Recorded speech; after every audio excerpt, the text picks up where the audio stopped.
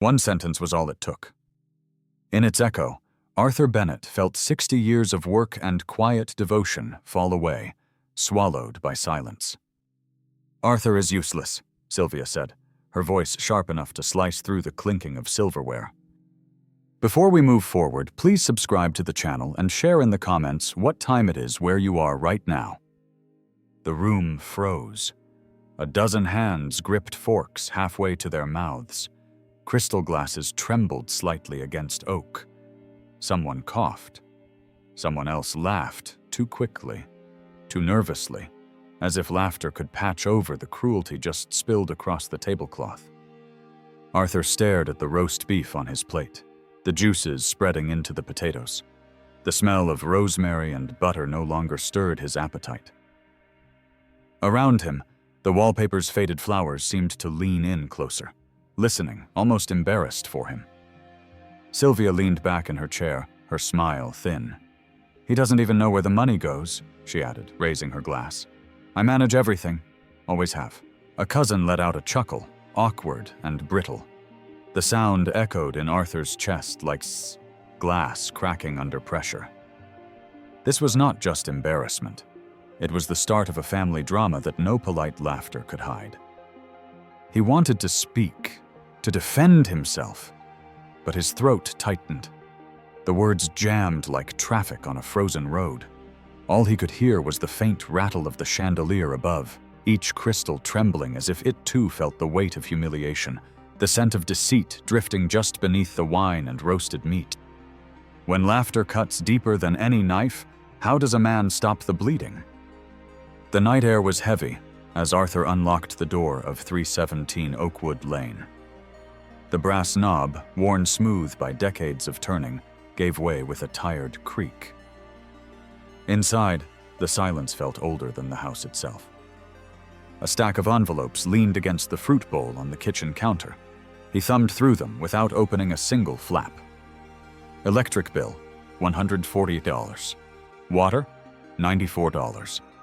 Each number, though small compared to his lifetime of savings, pressed against him like weights on a chest already short of breath. The oak dining table sat beneath the dim light, its surface scarred by years of family meals and late-night repairs.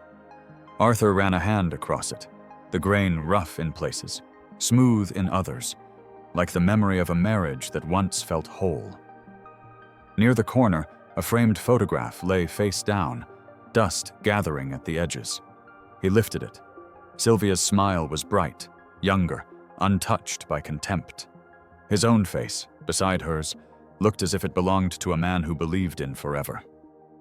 He set the frame back down, glass clinking softly against wood. When did I stop belonging here? He wondered. A pipe beneath the sink groaned, as if echoing his thought. He had fixed that leak 3 times in the last year, crawling on sore knees with a wrench in hand. Every repair had been invisible labor, unspoken devotion, acts no one applauded, yet acts that kept the house breathing. And still, tonight, he felt like a ghost wandering through his own creation. The refrigerator hummed, the only steady sound in the kitchen. Arthur leaned against it, shoulders sagging. The words from dinner replayed in his head, sharp and merciless, useless. The chandelier at his cousin's house had rattled when Sylvia spoke, but here, in the home he built and paid for, nothing shook. Only the silence accused him. Only the unpaid bills whispered the truth. Even walls and wires could betray a man who gave them everything. If deceit could live inside a marriage, could it also seep into brick and mortar? Was every crack in this house just plaster?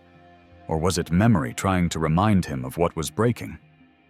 Arthur turned off the light, leaving the bills spread like accusations on the table. The house seemed to watch him, waiting for him to decide whether this was still a home or the opening chapter of a revenge story he never asked to write. The Bennett family gathered again the following weekend, this time at Sylvia's sister's home, a sprawling 2-story on Willow Drive with marble countertops and a driveway wide enough for 4 cars. Laughter spilled from the dining room, bouncing off glass and polished silver. The air smelled of prime rib and Cabernet Sauvignon, the kind of dinner meant to impress. Arthur sat at the far end of the table, the weight of the chandelier pressing down on him like judgment. He traced a finger along the rim of his glass of water, the cheapest drink on the table. Across from him, Sylvia's voice rose above the conversation, clear and deliberate. "You know, Arthur never has to worry about the details," she said, her smile stretched thin but commanding attention. "I've managed all of our accounts for years, even his retirement fund. $380,000 and not a penny wasted." The room responded with a chorus of admiring hums, forks pausing mid-air. Sylvia tilted her head, enjoying the spotlight. Arthur clenched his jaw, his eyes fixed on the candle flames wavering between the crystal holders. 30 years of work, he thought. 30 years of early mornings and late nights, and now it's nothing more than a stage line in her act. One cousin leaned toward Sylvia, eager. "That's a lot of money to manage. You must have a real talent for it." She laughed softly, the kind of laugh that claimed superiority. "Someone has to keep track of it all. Arthur wouldn't even know where to begin." Arthur shifted in his seat. "I know exactly how much sweat went into that fund," he said, his voice low, nearly swallowed by the clinking of dishes. Sylvia's eyes flicked to him, sharp and dismissive. "Darling, you know numbers were never your strong suit. Better leave these things to me." A ripple of uneasy silence moved through the table, then quickly dissolved as another guest raised a toast.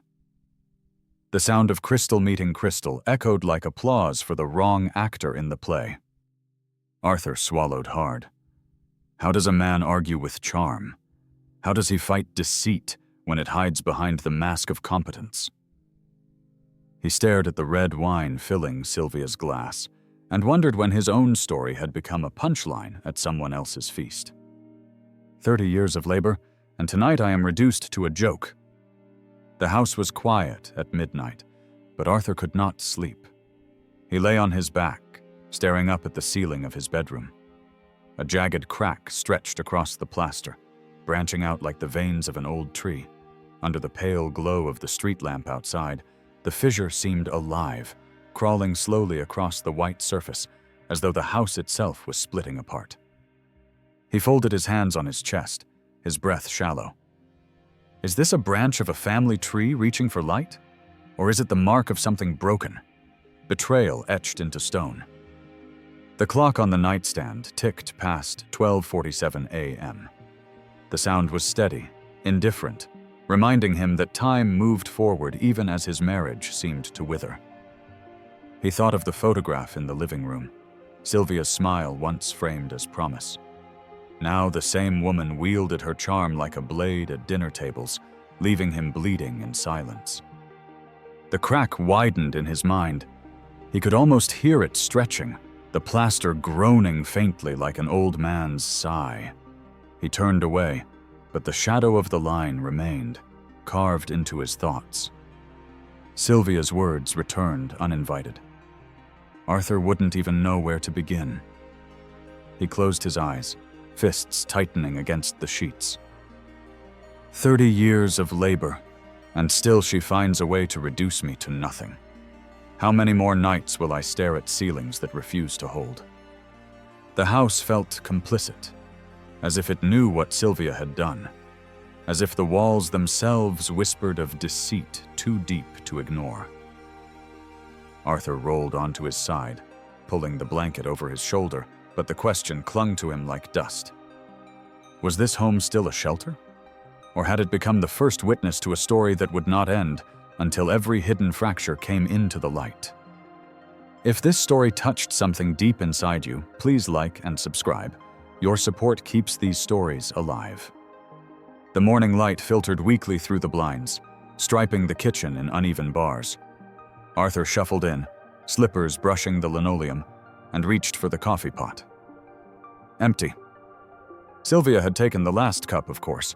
She always did. He bent to toss a crumpled grocery receipt into the trash when something caught his eye. A thick, white envelope, the kind the bank used, sat half-buried among orange peels and yesterday's newspaper. The logo peeked out like a guilty secret trying too hard to hide. Arthur pulled it free, shaking off a bit of coffee ground. His hands, though steady on blueprints and wrenches for decades, trembled now as he slid out the paper inside. The numbers printed in black ink might as well have been written in blood.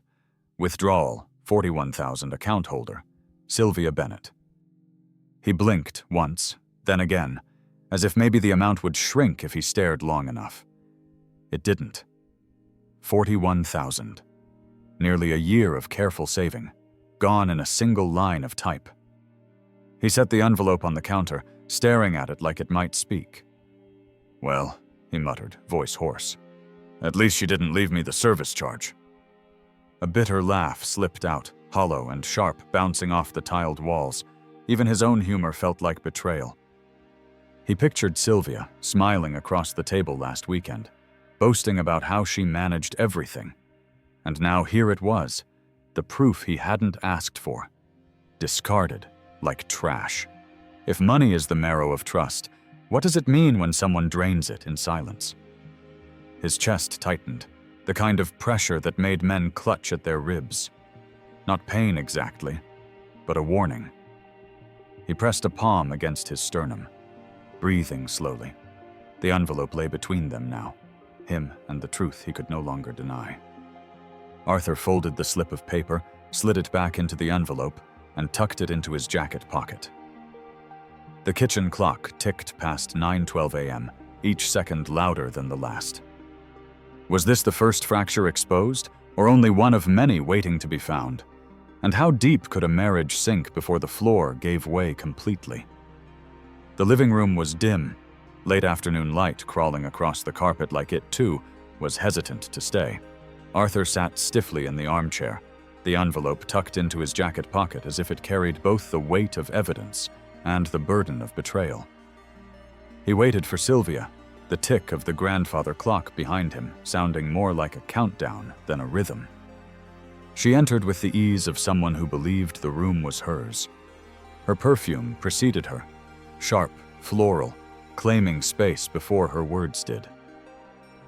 Arthur lifted his head, his throat tightening. "Did you touch the retirement fund?" His voice cracked, not with weakness but with the strain of holding back years of swallowed doubts.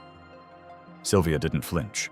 She folded her arms, her pearls glinting under the lamp, and met his stare without a blink. "I moved it," she said flatly, "for the children, for their future.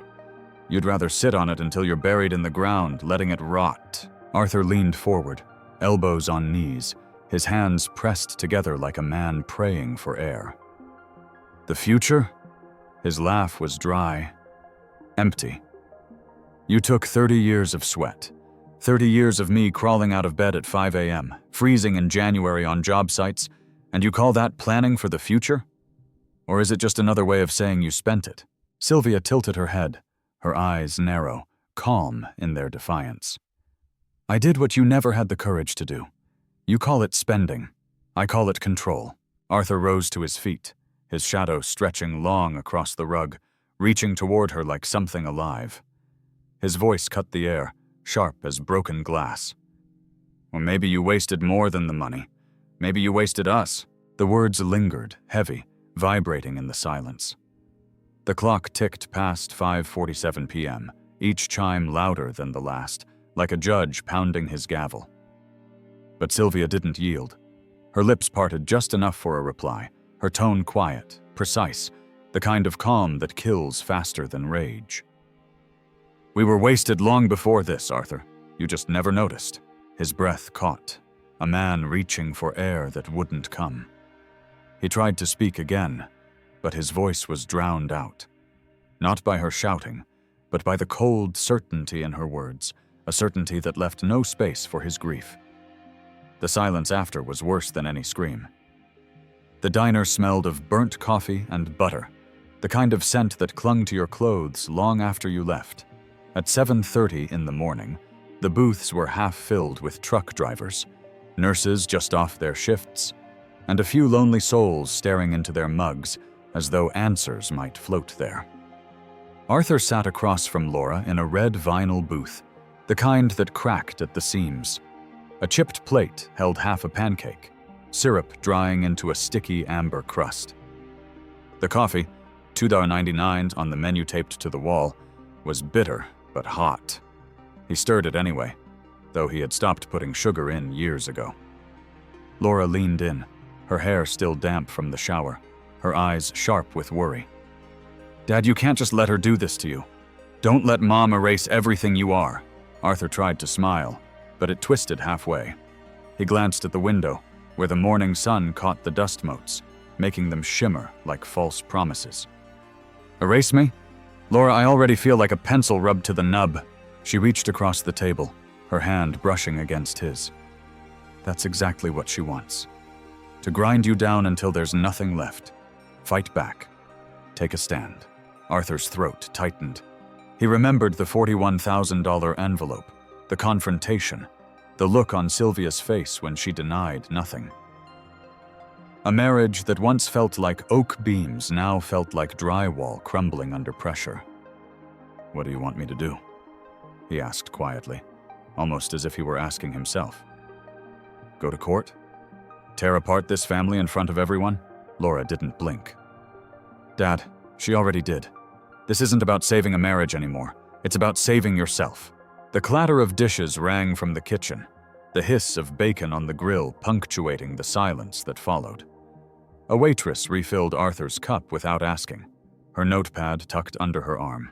The world kept moving, indifferent, while their table carried the weight of a house divided. Arthur finally nodded, a slow, weary gesture. Inside, though, the question echoed louder than Laura's plea. If he pushed back, was this the start of his own revenge story, or just another act in an endless play of hurt? He lifted the mug, let the steam fog his glasses, and thought about how a $2.99 coffee could taste more honest than a $380,000 account, siphoned away in silence. The office smelled faintly of old carpet and lemon cleaner, the kind of scent that tried too hard to mask what lingered underneath. Arthur sat stiffly in the wooden chair, his hands folded, knuckles pale. Across the desk, Douglas Hartman spread out the papers like a dealer laying down a bad hand.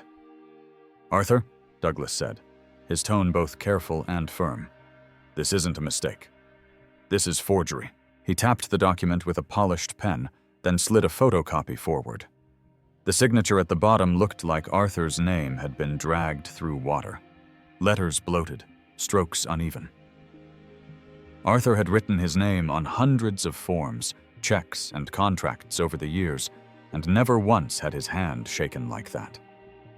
The sound of the paper hitting the desk was louder than it should have been, like a gavel in a courtroom. Arthur stared at it, heat climbing up the back of his neck. "You're sure?" Douglas raised an eyebrow. "I've handled estate disputes, custody battles, even a man who forged his own mother's will. Trust me, I know what I'm looking at. This," he tapped again, "is not your handwriting." Arthur swallowed hard. The room suddenly felt smaller, the blinds cutting the afternoon light into narrow prison bars across the desk. "Forgery." The word thudded in his chest. Douglas leaned back, folding his arms. "If this goes to court, she's not walking away clean. This is fraud, plain and simple. Judges don't look kindly on deceit when it comes to retirement accounts." Arthur let out a laugh, sharp and dry, startling even himself. "So 30 years of loyalty comes down to a shaky line on a piece of paper. Imagine that." The lawyer didn't smile. He reached for another file, his voice low. "The question is, Arthur, are you ready to fight? Because once we start, there's no turning this into polite conversation over Sunday dinner." Arthur looked at the paper again, his name mutilated in ink that wasn't his own. He thought of Sylvia's steady voice, her cold certainty the night she dismissed him. For the first time, he realized this wasn't just a crack in their marriage. This was a fracture wide enough to swallow him whole if he stood still. His lips parted, but no words came, only a thought, bitter as bile. If your own name can be stolen from you, what else is left? If this story stayed with you for a moment, support us by liking and subscribing. Every click helps us tell the next one.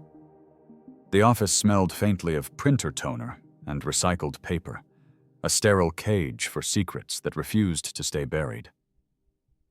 Arthur sat stiffly in the vinyl chair, fingers drumming against his knees, eyes fixed on the bank officer across from him.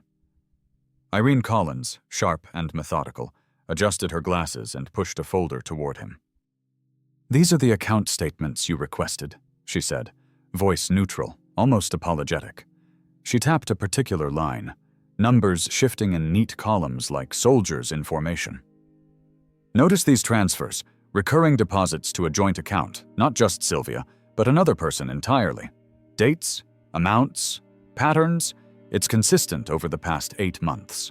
Arthur's chest tightened, the folder suddenly too heavy to lift. He leaned forward, squinting at the numbers. $3,500 here, $4,200 there. A total creeping steadily into 6 figures. The handwriting in the notes column, the memos of each transfer, all bore Sylvia's approval. But the destination, the beneficiary, was someone he had never met. His voice shook, more from disbelief than age. "So, she's building a future with someone else. Using my past?" Irene's lips pressed into a line. "That's what it looks like. I only report the data. I can't comment on personal motives." Arthur sank back in the chair, the floor tilting under him. 8 months. 8 months of deductions from the fund he thought safeguarded for retirement, for their family. The money was already gone before he could even notice, slipping silently into hands that were not his own. The silence of the bank office pressed against him, suffocating. He could hear the faint hum of fluorescent lights and the distant clatter of a typewriter at another desk. He imagined Sylvia laughing softly in a living room far away, her voice echoing against oak floors, while he sat blindsided by her cunning. 30 years of careful saving. 30 years of mornings in the frost, of evenings balancing ledgers by lamplight, and all of it funneled into someone else's plans. The figures on the page blurred as anger and disbelief collided, a storm inside his chest. He could almost taste the irony, bitter and metallic. Life, it seemed, had a cruel sense of humor. Arthur folded the statements slowly, the edges crisp under his fingers, and let out a dry, humorless laugh. So this is what betrayal looks like in numbers. Cold, clean, and impossible to ignore. He left the bank that afternoon, the folder clutched to his chest, feeling both exposed and awake for the first time in months. Every step on the sidewalk felt louder, more deliberate, as if each one marked the beginning of a reckoning. Sunday afternoon arrived, with sunlight stretching lazily across the manicured lawn of Sylvia's cousin's house. The table was set under a wide pergola, napkins folded like triangles of peace that none of them felt. The scent of roast chicken mingled with fresh-cut grass, deceptively calm for the storm about to unfold. Arthur's chair scraped against the brick patio as he leaned forward. He laid the bank statements on the table, sliding them toward Sylvia with deliberate force. "This ends now," he said. "I know what you've been doing with my retirement fund." Sylvia's fork froze mid-air. A piece of potato balanced precariously. She drew herself upright, her eyes cool and unflinching. "Arthur, you're being paranoid. This is for the children, for the family. You always overreact." Matthew, sitting across, leaned back with a smirk, the shadow of his mother's approval on his face. "Dad, you're imagining things again. She's just managing what's ours. Calm down." Arthur's gaze snapped to him, steel beneath the surface of disbelief. "No, Matthew. I am wide awake. I see exactly what's happening. You can either acknowledge it or live in denial." Laura's voice cut through the tension, sharp as a bell. "Stop lying to him, Matthew. Don't cover for her. He deserves the truth." The argument spiraled. Voices rose, plates rattled. Someone's napkin fell into the salad. A fork clattered to the ground. Arthur felt a strange, hollow sense of victory in the chaos. Finally, the masks were slipping. Then it happened. A plate hit the stone patio, cracking in two. A sharp sound, like the sentence of a judge, echoed through the garden. Everyone froze. The air was thick with suspended tension, broken only by the faint hum of distant traffic and the chirp of a cardinal in the oak nearby. Arthur exhaled slowly, the first breath that didn't feel weighed down by disbelief. The family was fractured, yes, but the fracture revealed what had been hidden for too long. Lies, half-truths, and silence had been replaced by confrontation. The cracks, like the plate on the patio, were visible now, impossible to ignore.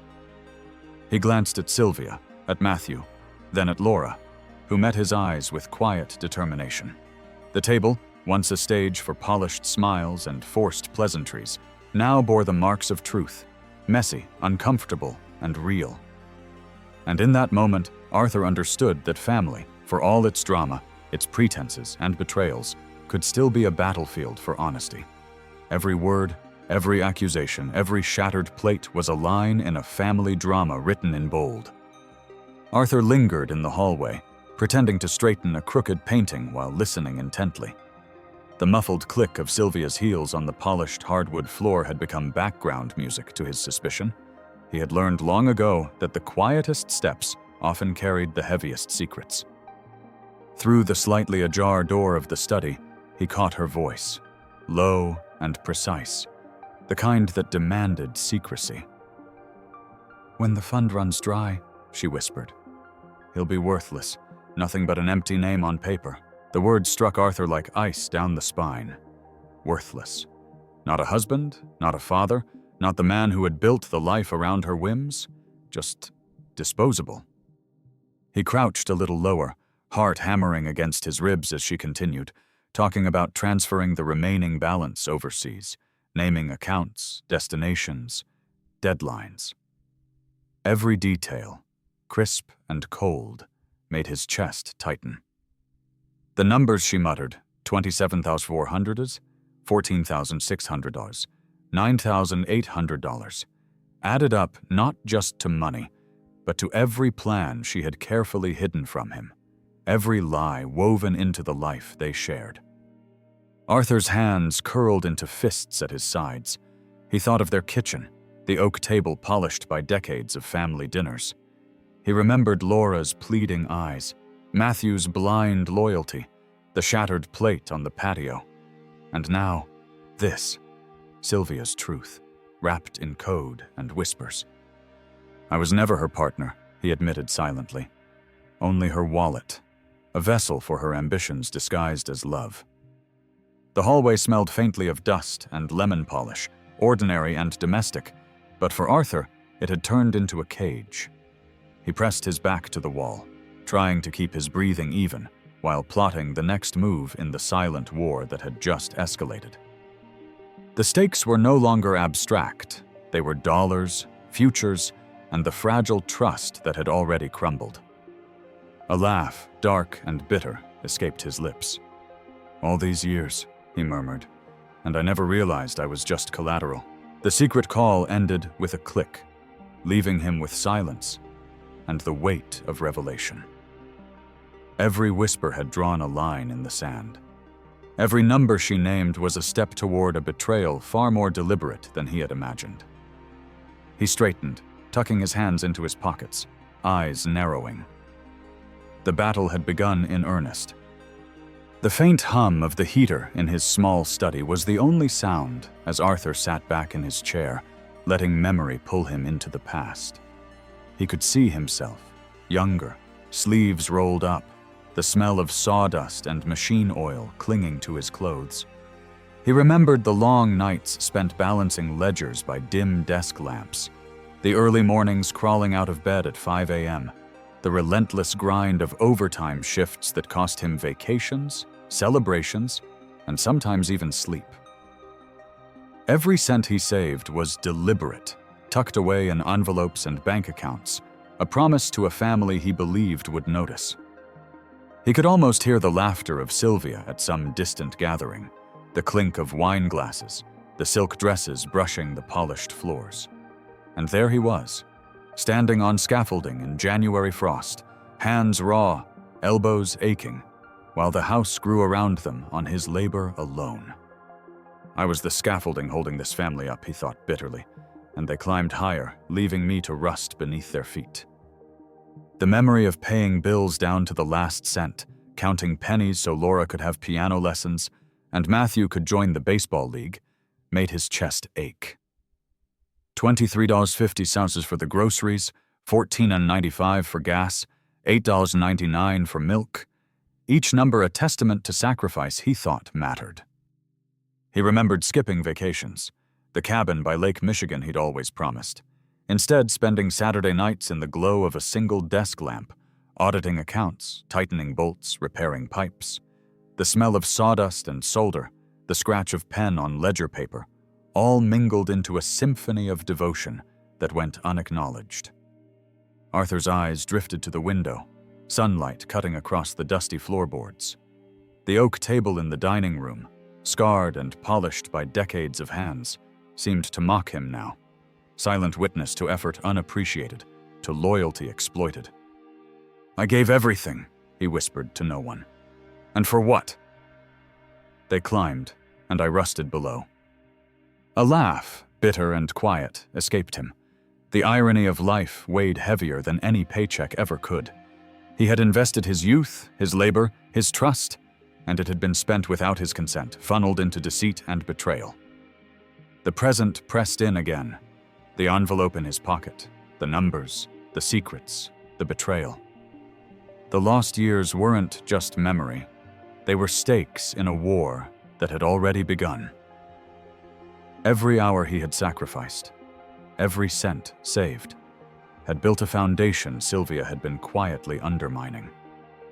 And now, he thought, the scaffolding was no longer his to bear.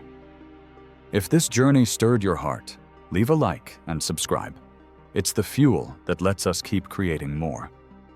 Arthur and Douglas sat across from each other in the small conference room at 317 Oakwood Lane, the midday sun slicing through the blinds in harsh lines. The table between them was littered with bank statements, check images, and spreadsheets, each document a puzzle piece revealing a pattern too deliberate to be accidental. 14 transfers, each $9,800, executed with precision. Not one exceeded the reporting threshold. Not one raised alarm until Arthur noticed. Douglas tapped a pen against the edge of a folder. "Look at the dates.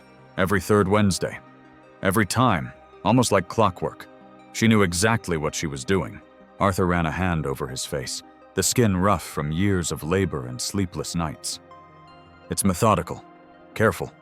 She planned this to slip under the radar, to steal what we built together." He paused, staring at the neat rows of numbers. "Like termites," he murmured, voice low. "Tiny bites. Silent. Invisible. Yet in the end, the whole house is hollowed out." Douglas nodded, understanding the weight behind the metaphor. "Exactly. That's deceit in its purest form. Every dollar, every transfer, a deliberate erosion of your security." The room smelled faintly of coffee and printer ink, ordinary and domestic, but it had taken on the gravity of a courtroom. Each spreadsheet felt like a witness testifying against Sylvia, every highlighted number a silent scream of betrayal. Arthur's chest tightened as he realized the scope. 14 transfers, $137,200 diverted. And the remaining balance?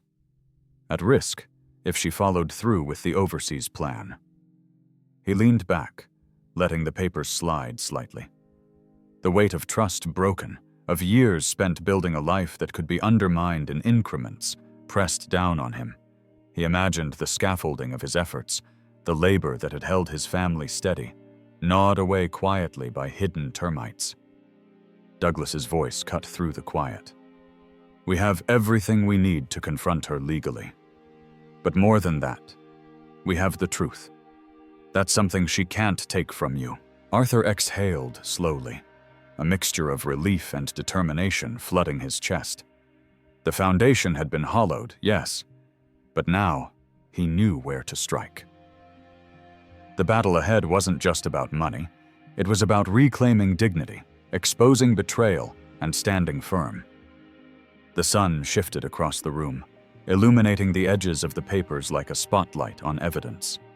Each document a testament, each number a challenge, and Arthur realized the quiet war had finally found its battlefield.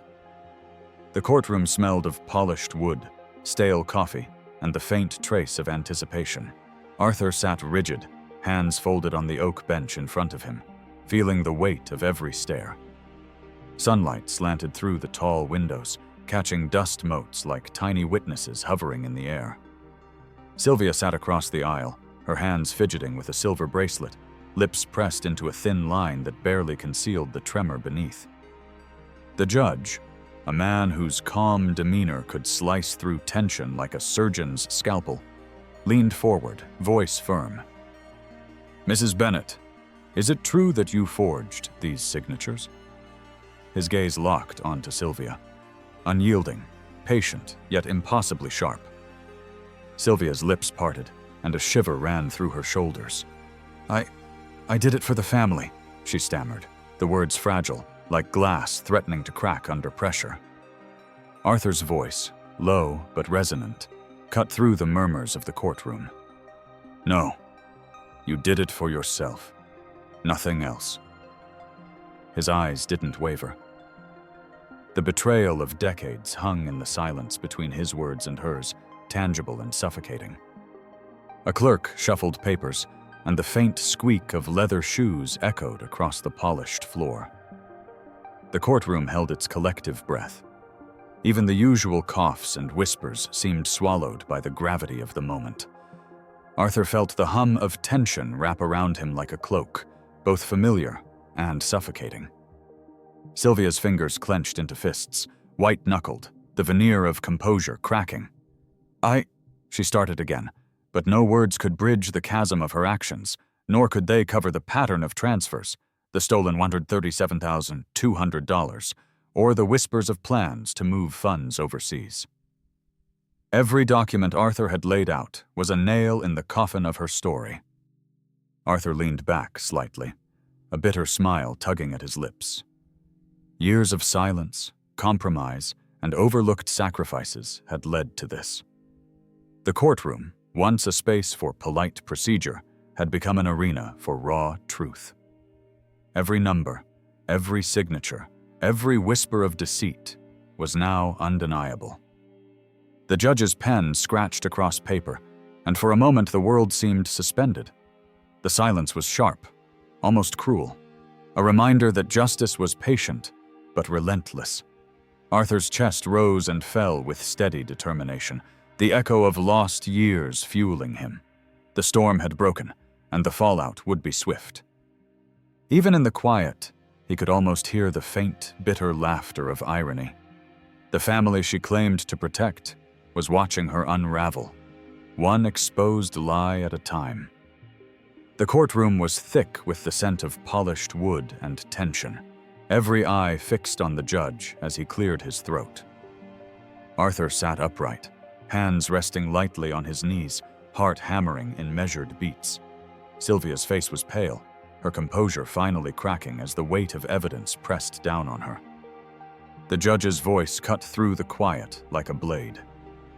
"Mr. Bennet, the court finds that the funds in question, $380,000, are to be returned to you immediately. Mrs. Bennet, you will no longer hold authority over these financial accounts." A stunned hush followed.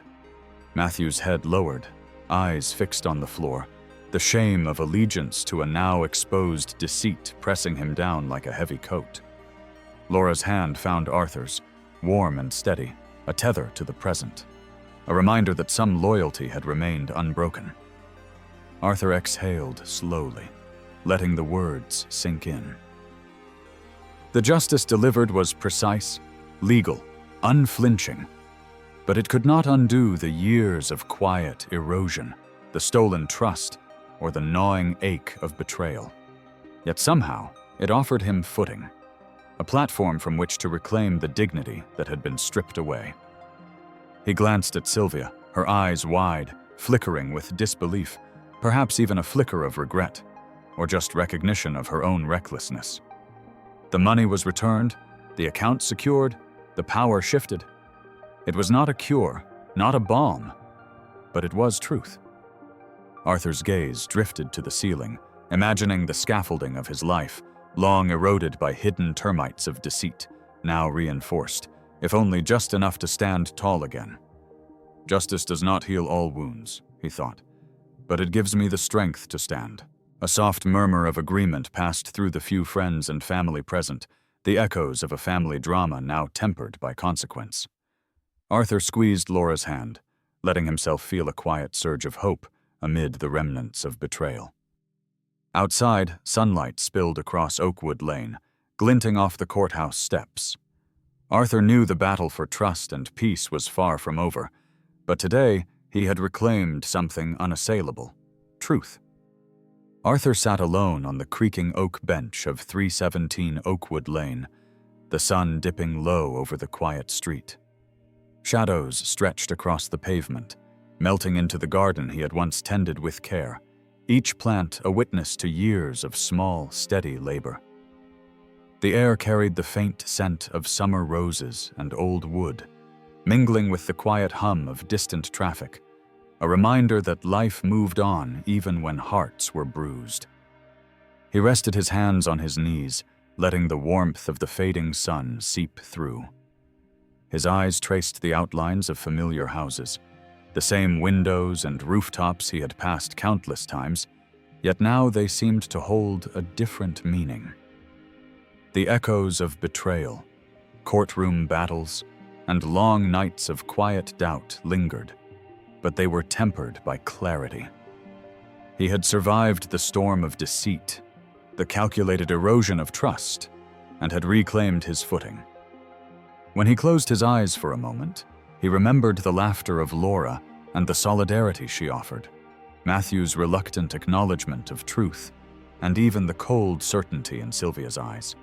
Every memory was a thread woven into the tapestry of his life, some frayed, some taut, all part of a complex family drama. He opened his eyes to the horizon, golden light spilling across Oakwood Lane like a promise. The past and present coexisted here, like the rings of an old oak, visible, yet separate. Arthur wondered silently, when trust collapses, do we rebuild, or do we learn to live among the ruins? A faint smile touched his lips. Rebuilding was not about restoring what was lost, but discovering resilience in the remnants. A soft breeze stirred the porch, carrying the hint of a new beginning. An unexpected phone call, a neighbor's wave, a message from Laura, signals that life was not finished, that connection and healing could emerge even after the deepest fractures. Arthur breathed in the evening air, feeling both the weight of his history and the quiet lightness of survival. The oak bench beneath him was sturdy, though weathered, a perfect metaphor for life, scars and all, capable of holding someone strong. As darkness fell gently over Oakwood Lane, he thought, the world would continue to spin, full of complexities, betrayals, and joys alike. And he would continue too, with the wisdom of experience and the capacity to embrace whatever came next. If you liked this story, please hit the like button, subscribe to the channel, and share your thoughts about this tale in the comments. Thank you for watching, and may you and your family enjoy health, happiness, and warmth. Stay tuned for the next compelling video.